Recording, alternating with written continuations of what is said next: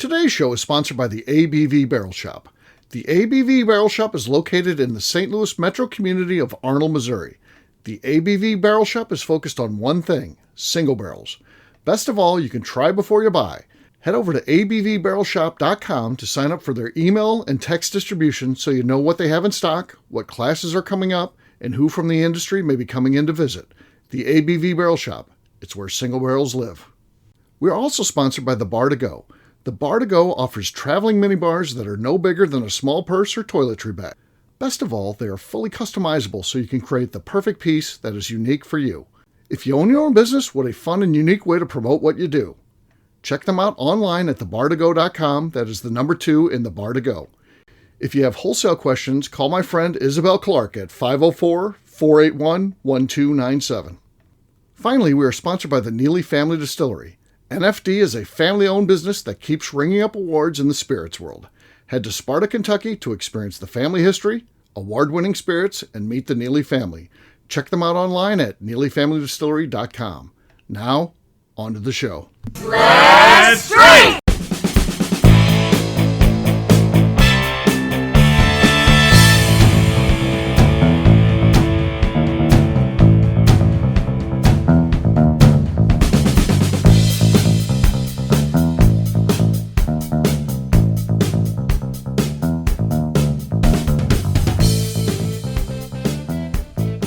Welcome to the Bourbon Daily, the podcast about everything bourbon delivered to you every day of the week. Today on the show, we talk about Campari. Crap, I forgot now. Offsetting slumping bourbon sales with Aperitif sales. My name is Justine Mays. Please join me in welcoming my co-host Steve Akeley, along with our special guests Matt Monica, Darren McRoy, and Jeff Andresi. Line! What's up? Hey, all Line! So yeah, Justine has nothing in front of her. She called in to say hello to us, and while she's driving home to Michigan after being in St. Louis this weekend, and we're like, hey, our announcer called in, so you got to be that. So she was doing that without the assistant. And again, aperitif sales is not anything we usually talk about, but the idea is Campari has offset. They've managed to be a little bit on the plus side with a pickup in aperitif sales. So this, to me, is a little worrisome. We'll talk about that. Are things shifting to other areas? It's not just, hey, liquor sales are down. This is into a different segment, and we'll talk about the impact something like that might have. Campari does have Wild Turkey and Wilderness Trail. It would be their big two. They may have some other ones mixed in there, but that's going to be the big two that they're known for. So we'll talk about that after the break. For right now, though, Darren said there's something you want to talk about. What is that, sir? So, recently, and by recently, let's honestly put a date on this because it's important to the small talk. About a month ago, I broke my sunglasses. Nothing new. It happens. Okay. But when you semi-break things, like they're still kind of usable. Like the sunglasses are missing one of the arms, so like it just doesn't fit on your face, right? But like it still blocks the sun in a pinch. Functional. How long does it take you to get rid of something that's semi-broken like that? Are you usually like we can just replace it quicker, or does it take a while for you to be like, yeah, it's actually broken enough and annoying enough for me to fix it? Yeah, I think this we could chart this. This would be a good project for Matt. We could chart this with like 1,000 people, and it just depends on your age and your income. As you get older and you get a little bit more money, most of us have a little bit more money when we're older. Because if we have kids and then the kids grow up and they're off the payroll and all that, and it's not like we suddenly discovered the secret to wealth when we're old. It's just that's just how life goes. You tend to not do. I remember having a pair of sunglasses where I broke an arm off and continued to wear when I was a young man, but anymore. That arm being broken off, I'm getting a new pair of sunglasses. So, I'm not to the stage, I'm at that stage when you just, if something breaks, you just buy a new one, or, you throw away your underwear in Key West. If it gets a slight hole in it, you're moving on. You're not married to the stuff like you used to be, because you can't. So that's what minor stain. It's gone. It's gone. Yeah, that's it.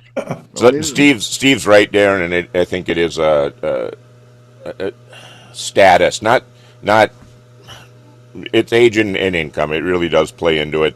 And I'm kind of I'm moving out of the age. I'm on the edge, on the tailing edge of if I broke something, and I need it, I'd buy 2 in case I break the next one. Yeah, there you go. It's literally. And now I'm like, well, if I get 2, I know one of them isn't gonna ever get used, so I don't. But yeah, Steve nailed it. I used to try to fix everything. It's like, God, I don't have the time, patience, and it's just so easy to stop in and get something. Now, Right. yeah.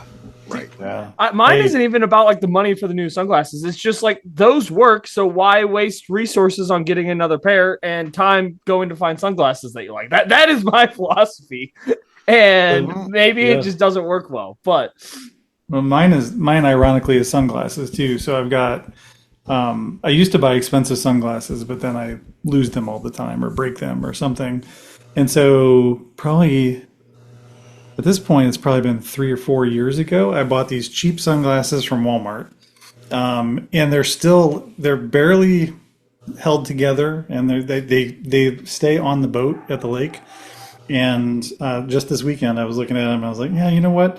Those nose cushions are not cushions anymore. They're just nose planks of plastic and stuff. And I'm like, I guess I need to get a new one. And I still just keep it. It's just silly. So it's that and underwear, which I know is TMI, but like, Linda has to throw away holy underwear sometimes. It just happens. Yeah. I didn't really feel like that was a problem, but okay. Yeah.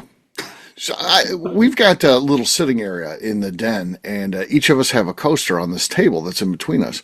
And one day, and they're like ceramic coasters. We both got things that were cool. I had this Key West one that had a key lime pie on it, and it was Key West. And but one day I pick up my glass, and because there's condensation in the glass, it also picked up the coaster. But then I guess it released, and it fell down and broke in half.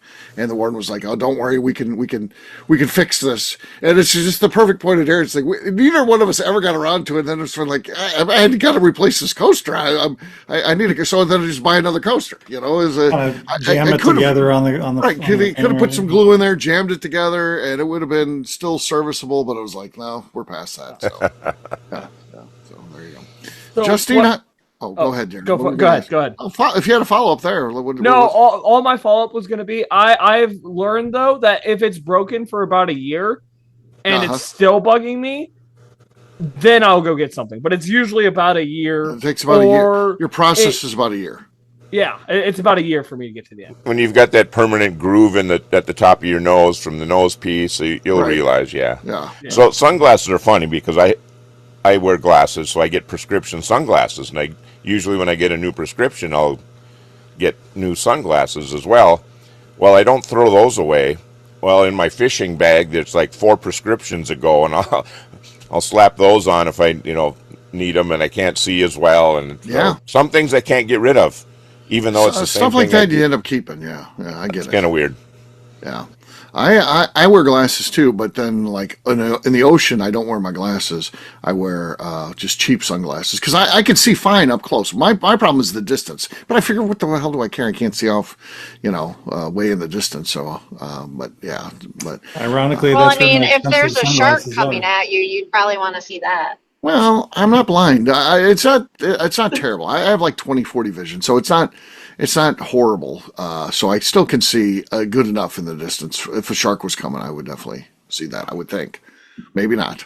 And then I'm just gone. But I had a good run. Know that if that happens, I had a good run, and I was doing what I loved. That's not a pleasant way to go, but at least I was at a place where I liked. So there's that. Justine, how about you? Something breaks. Well, Justine, she's definitely a little bit older than Darren. She is pretty cheap. I feel like she would. She keeps broken things going, and she's single, so that you only have to answer to yourself. So it feels like, hey, if I wear these one-armed glasses, I'll be fine. Well, but I don't know. We'll let Justine actually answer it herself. Well, sunglasses. Like when I was younger, like Darren's age, I never bought expensive sunglasses. And I always had kind of more than one. So if it broke, I would just go to the other pair that I had. But now I have prescription sunglasses, so a little bit more careful with those. But yeah, I think it just depends on what it is that breaks and as to when I replace it. Okay. What she's actually saying there is she's nice and delicate with all of her things and doesn't actually break things, I think is what she Probably. Yeah. Well, I mean, yeah, I try to take care of myself. Yeah, I could see that. On that note, guess what, gang? It's time to drink. Let's not forget Justine is opting out because she's driving. But everyone else is fair game. Let's start this time with Jeff. Jeff, what do you got there, man? So I've got some old Jet Brothers, the Sotol blend or Sotol Barrel.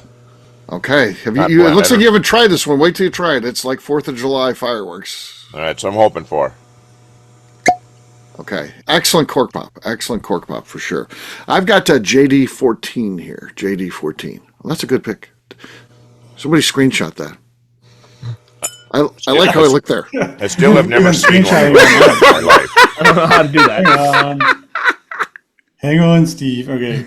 Pause. There you go. It's screenshotted. All right, that's good, man. I need that. I looked at the computer there, and it was breathtaking as I was holding up that JD bottle. Ooh, I look so good. Make that as my profile. All right, let's see what we got here. This JD14 bottle is well loved. I'm going to take a pour here, and I think I'll have one after that, and that's it. So it's pretty much gone. Let's see what we got here.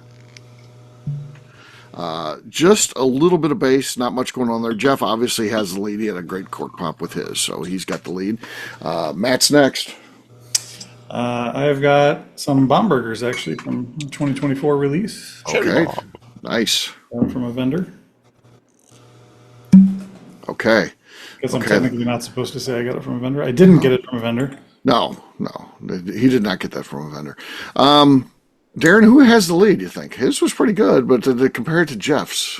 I think it's still Jeff. It was a close second. I was on the fence, and I was really hoping you weren't going to ask me, but I guess I think you made the right call. That was how I was going to go, but I thought this is close enough. We better double check. So, all right, Darren, you're last but not least. What do you got there, man? So I didn't choose bottles tonight that were good on cork pops. It's been a while since I've been on. I'm a bit rusty. I totally could have chosen new bottles. I just chose what I want to drink. So this is Dancing Goat 100% rye, and this is the 3-year-old barrel of their own distillate that they've released. Oh, cool. Well, there was a swing and a miss, and then there was full cork extraction with no sound, basically. So that means Jeff that was wins. A double strike. Cheers to Jeff. All right. Cheers, gang. Cheers. All right, we'll take a quick break. Does that not taste like fireworks? It does. It's 4th of July right here in my mouth. That's your 4th of July pour right I can see why you stole the Bombergers from Becca. Just saying. Yeah. The Bombergers is great stuff. You can't go wrong with that for sure. Good stuff. Every year, and they get the cherry bomb barrels. It's cool. So, all right, we'll take a quick break, and then when we come back, we're going to be talking a little bit about Campari and what's going on with them. And is this a trend that we need to be worried about in the world of bourbon? We'll do that in just a few.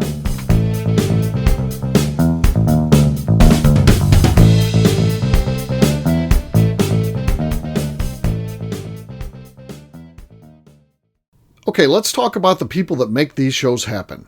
First up is the Stave and Thief Society. Via their in-person class at Moonshine University in Louisville, Kentucky, the Stave and Thief Society is the place where you, a bourbon enthusiast, can expand your knowledge and emerge an executive bourbon steward. In 2017, I completed my executive bourbon steward certification.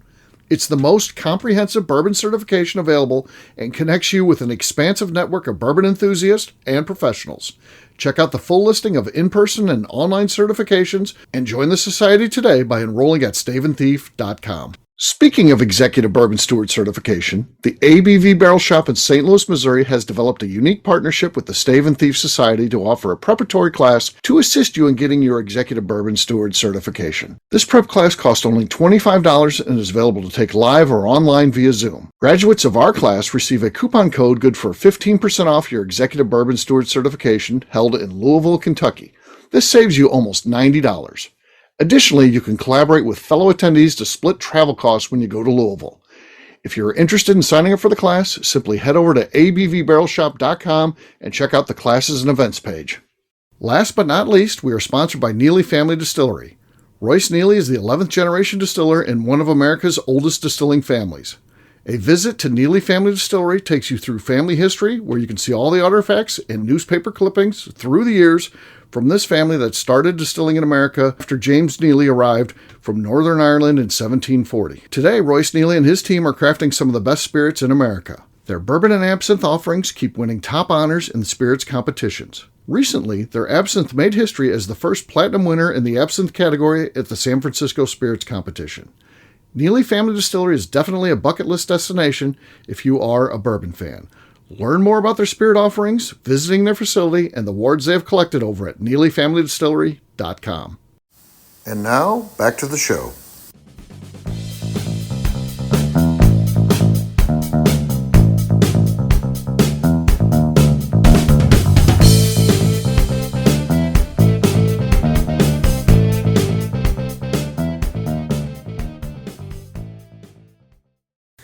It's JP Knobloch. I have nice hair on the ABV Bourbon Daily Show.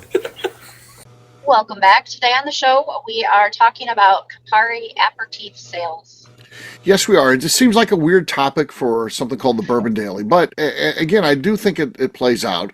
The segment that was down for Campari was their sales. And this is a Wall Street Journal article, so very respectable publication. Came out July 27th. They listed Wild Turkey being down 6%. They didn't have the Wilderness Trail numbers in the article, but they said that their Aperols and Campari bitters recorded 2.5% organic growth in the quarter. Booking up basically $980.5 million, a little ahead of analysis expectations. So you're talking about their sales rose 2.7%, and a lot of it was on the backs of those aperitif items. The fact that these digestives, if you will, sales are up, and it just makes you wonder: is this a trend that we're going to continue to see? Not that aperitif sales is where everything goes, but do these large conglomerates push different things? In this case, Campari, which is very heavy in those, goes to a different segment to prop up their business, and do other ones start doing the same thing, and kind of push bourbon on the back burner? I think it's just a thing to watch. I don't know the answer to that, but it was an interesting article for sure, because aperitifs is a weird one to be up in, don't you think? Yeah. It is. And Steve, so I was thinking about this one since I got the show notes, and we all know that it seems like younger people, I've got kids in that age, they're going to some of the mixed canned vodka-based drinks, things like that, the lighter stuff. What I'm hoping is going on here is just kind of like my journey. I drank a lot of light beers, I drank a lot of wines, but eventually started moving into other things because I felt I could enjoy the flavors more. So maybe there's more flavor, aperitif obviously, and it's part of their evolution. It's a stair step, right? Yes.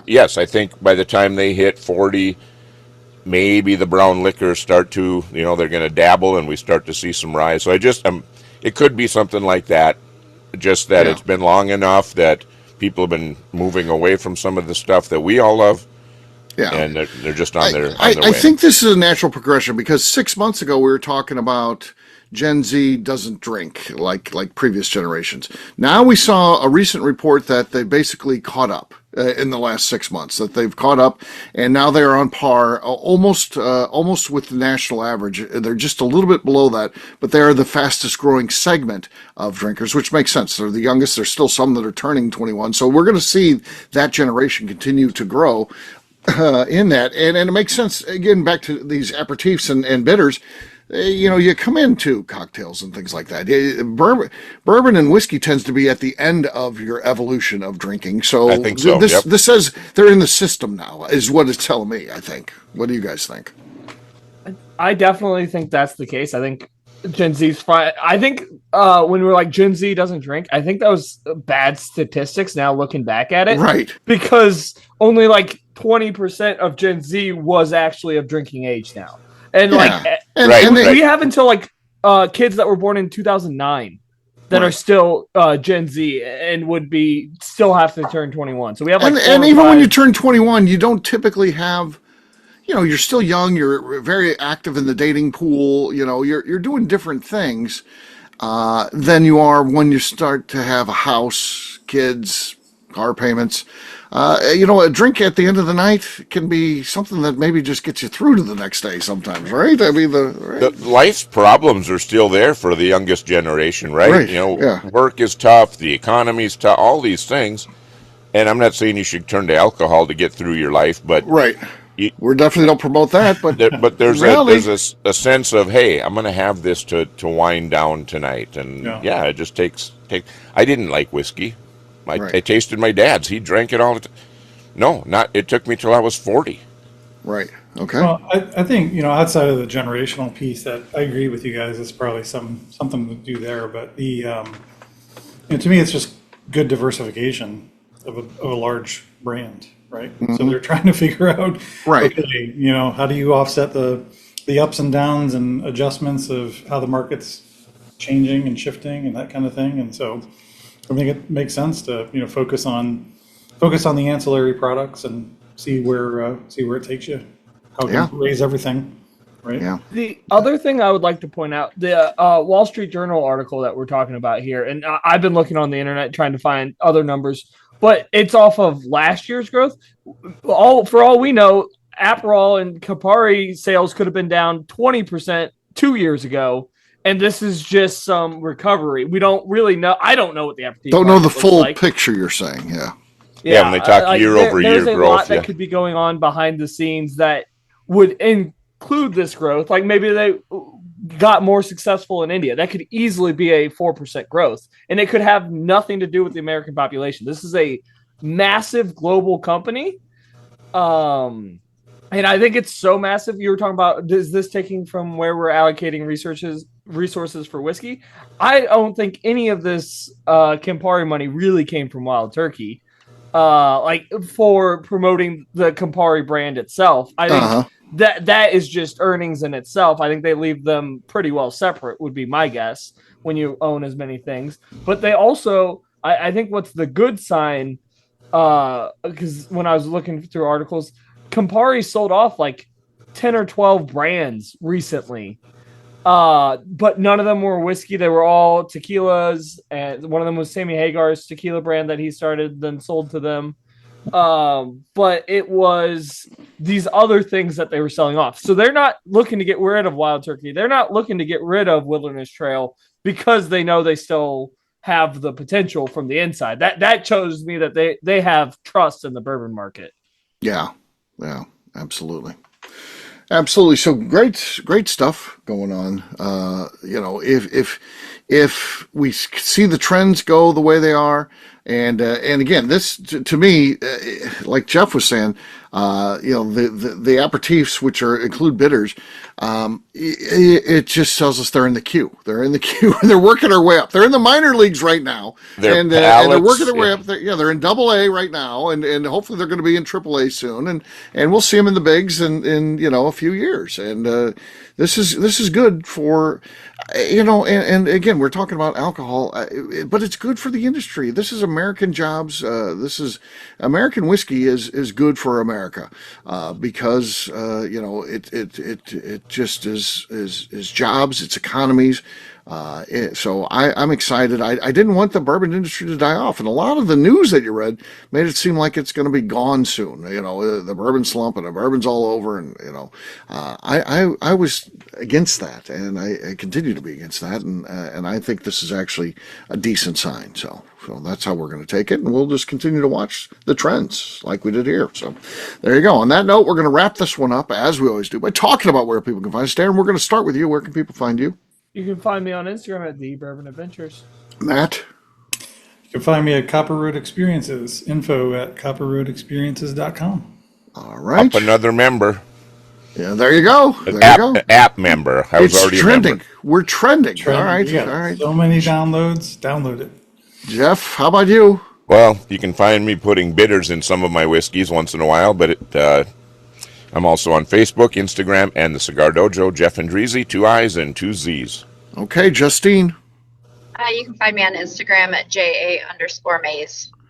All right, for me, I'm an easy guy to find. I'm at Steve Akeley across all social media. ABVnetwork.com, that's where we have what's going on with the ABV Network, including a place to listen to all of our previous shows. ABVBarrelShop.com. Oh, that's an important one. Check that one out because, you know, what's going on, what's in stock, what events are coming up, and you know, what festivals we have in the works, those type of things. We're working on our Bourbon Artisan Festival now, which will be in November. So there's a lot happening, and we'll continue to do so, and you need to track it at ABVBarrelShop.com. Anything else to say before we get out of here, Justine? I would just like to remind the audience to please give us a 5-star review. That includes comments. It helps new people find the show, which is very important to us. Also, if you like what we're doing, please visit our Patreon page at patreon.com/the ABV Network. Great job today, gang. For audience, we're going to have a brand new show for you tomorrow. Looking forward to that. Until then, take care, everybody. See ya. Bye, all. Peace.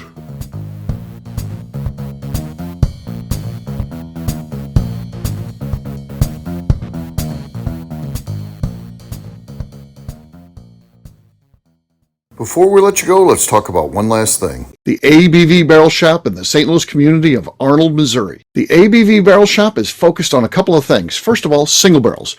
We are the place where single barrels live. We go to distilleries, taste through the whiskey, select the best barrel, and have it shipped to our store where we present it to you, our customers, by allowing you to try before you buy. We're also known for the classes that we have in our education center in the store, as well as the events we have with industry professionals from the bourbon business.